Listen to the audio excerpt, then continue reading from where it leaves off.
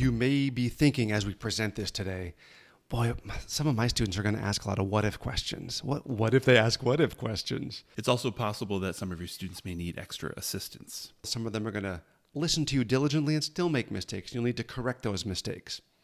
Now look, we'll address how to deal with those what-if questions and how to make corrections to their mistakes in a later lesson. So just stick with us for now. See what we did there? We pointed out that there's going to be some questions, some what-ifs, some literal what-ifs, or some mistakes being made, but we made you feel assured that don't worry, we're aware of that. We're going to deal with that, maybe in a later lesson, so keep coming to class. See how you want to do that for your students. Let them know you're listening. You're aware of the things that do exist outside of the one kata you're showing that day. There's a lot of them. This day we're teaching this one thing. Proactively let them know, hey, you have some what-if questions. They're smart. You're thinking well.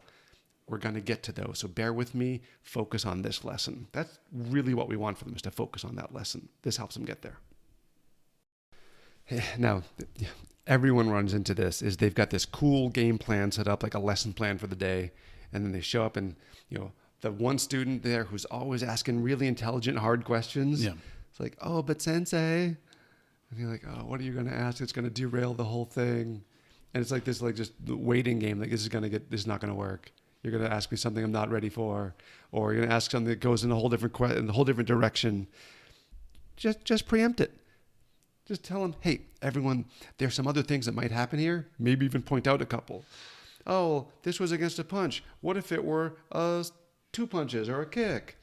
You can tell them, hey, this works for other things, doesn't work for some things. We'll get to those in another lesson. We're trying to get them to show up again so they can get better at learning all these things. Absolutely, yeah. This is one of the very early lessons way back in training group days, decades ago, is, when I was in college running a training group, and a lot of my friends and students at the time had legitimate questions. We had wrestlers and kickboxers and folks coming to our training group. So of course they already had some super intelligent solutions from the martial art that they came from, or from some bar fight that they saw, or whatever. And what we were trying to do was get through the particular kata.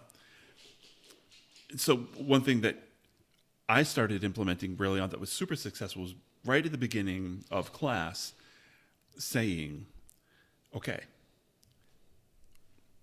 today's lesson is the answer to a what-if question from some time ago in the past. Oh, that's perfect. Right? And so, and so, for sure, a bunch of other questions are going to come up, and we have a whole bunch of lineages and a bunch of kata within those lineages that will probably address your today's what-if questions. But today, let's get through the previous what-if questions.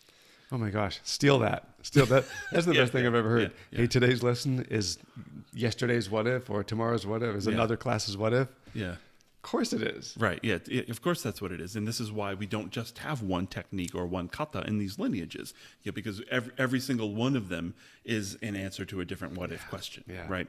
And so sometimes when you have a curriculum planned for the week and for the month, you just have to get through a certain amount of material, right? And you also want your students to learn that material. You owe it to them. They literally paid with their time, money, and effort to learn this stuff. If you didn't teach them all the stuff, you'd be doing them a disservice. Yeah. But helping them recognize, you don't have to just go crazy worrying about all the other options. Right. We'll get to those. Yeah, and there's so a whole list. And you know that you're going to end up with a handful of students who are going to say, while you're practicing an unarmed kata, but what if he has a gun and a knife, and he has a sword strapped to his back, and what if he's wearing a leather jacket with the spikes coming out of it?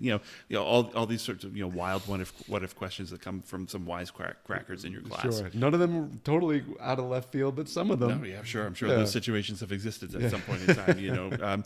But sometimes what you're trying to do is impart some information, right? Yeah.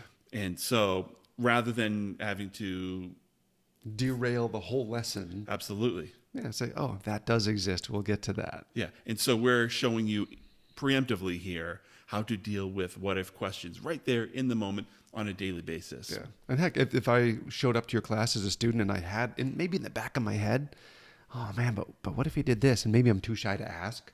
Yeah. And I hear you say, hey, there's some other things that could happen here. Maybe you even named the one I'm concerned about. Yeah. and you tell me, don't worry, on another class, we're going to cover that. I think, whew, okay. I didn't have to stop the class. I didn't have to ask the question. I know it's going to get addressed at some point. I feel good about it. I'm going to keep showing up for class so I can learn that. Exactly.